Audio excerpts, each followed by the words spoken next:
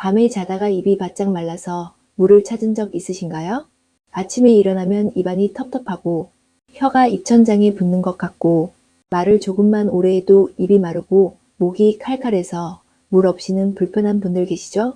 그럴 때 많은 분들이 이렇게 생각합니다. 나이 들면 원래 입이 마르는 거겠지. 물을 덜 마셔서 그런가? 그런데요. 입이 자주 마른다고 해서 무조건 물이 부족한 문제만은 아닐 수 있습니다. 안녕하세요. 다시 봄이 오다입니다.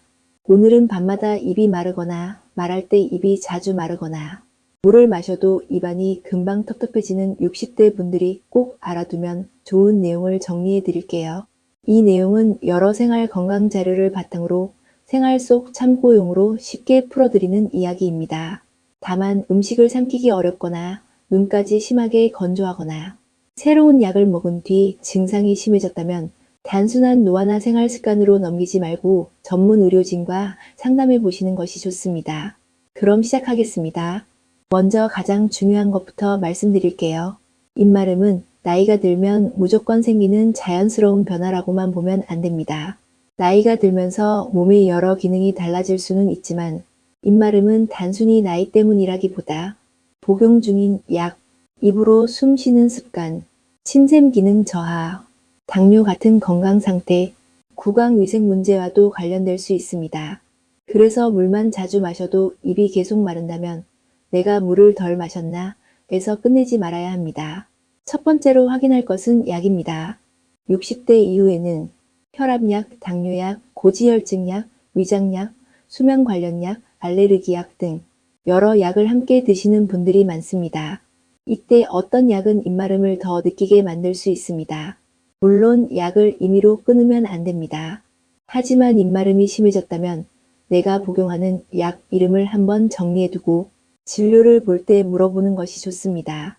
입마름이 약과 관련되어 있다면 의료진이 복용시간, 용량, 대체 가능성, 구강관리 방법을 함께 조정해 줄 수 있기 때문입니다. 여기서 중요한 점은 약을 끊는 것이 아니라 약과 입마름의 관계를 확인하는 것입니다. 두 번째로 확인할 것은 밤에 입을 벌리고 자는 습관입니다. 낮에는 괜찮은데 유독 아침에 일어나면 입이 바짝 마르는 분들이 있습니다. 이럴 때는 단순히 물을 덜 마신 문제만이 아니라 잠자는 동안 입으로 숨을 쉬고 있지는 않은지를 봐야 합니다. 입은 숨 쉬는 길이기도 하지만 입안 점막은 계속 바람을 맞으면 쉽게 건조해집니다. 그래서 아침마다 입이 마르고 목이 칼칼하고 입냄새가 유난히 심하다면 밤에 입이 벌어지는 습관도 함께 확인해 보세요. 잠들기 전 방 안이 너무 건조하지 않은지, 베개 높이가 너무 불편하지 않은지, 코막힘이 있는지, 자고 일어난 뒤 목이 자주 아픈지도 보는 것이 좋습니다. 세 번째로 확인할 것은 입마름이 입냄새와 연결되는가입니다. 입이 마르면 입냄새가 더 잘 느껴질 수 있습니다. 왜냐하면 침은 입안을 씻어내는 역할도 하기 때문입니다. 침이 부족하면 음식 찌꺼기와 세균이 입안에 오래 남기 쉽고 혀 뒤쪽에 설태가 쌓이면서 아침 입냄새가 심해질 수 있습니다. 그래서 입냄새가 날 때 가글만 자주 하는 분들이 있는데요. 여기서 조심할 점이 있습니다. 입안을 개운하게 하려고 강한 가글을 자주 쓰거나 알코올이 들어간 제품을 자주 사용하면 오히려 입안이 더 마르고 따갑게 느껴질 수 있습니다. 입냄새가 걱정된다면 향으로 덮기보다 혀 상태, 잇몸, 충치, 틀니, 입마름을 함께 봐야 합니다. 특히 혀 뒤쪽이 하얗게 끼고 잇몸에서 피가 나거나 입안이 자주 헐거나 틀니가 맞지 않아 잇몸이 아프다면 치과에서 확인해 보는 것이 좋습니다. 네 번째로 확인할 것은 음식을 삼킬 때 물이 꼭 필요한가입니다. 침이 부족하면 마른 음식이 잘 넘어가지 않고 밥을 먹을 때 국이나 물을 꼭 찾게 되고 빵이나 고구마처럼 퍽퍽한 음식이 목에 걸리는 느낌이 들 수 있습니다. 어르신들 중에는 나는 국물이 있어야 밥이 넘어가 이렇게 말씀하시는 분들이 많습니다. 물론 국물 음식을 먹는 것 자체가 문제라는 뜻은 아닙니다. 다만 예전보다 마른 음식을 삼키기 어렵고 물을 계속 마셔야 넘어가고 식사 중에 자주 기침이 나거나 입안이 너무 건조해서 말하기도 불편하다면 단순 입마름으로 생각하지 말고 원인을 찾는 것이 중요합니다. 다섯 번째로 확인할 것은 눈도 같이 마르는가입니다.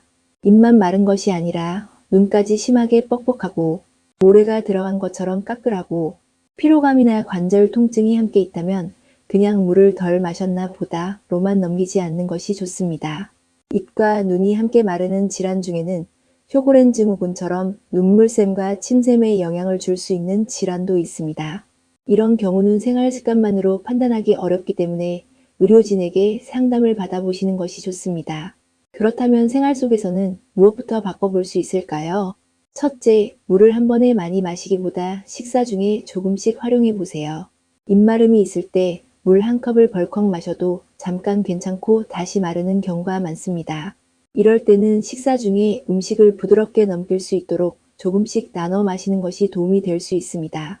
다만 국물에 밥을 말아 너무 빨리 삼키는 습관은 씹는 횟수를 줄일 수 있으니 가능하면 음식은 천천히 씹고 필요할 때 물을 조금씩 곁들이는 방식이 좋습니다.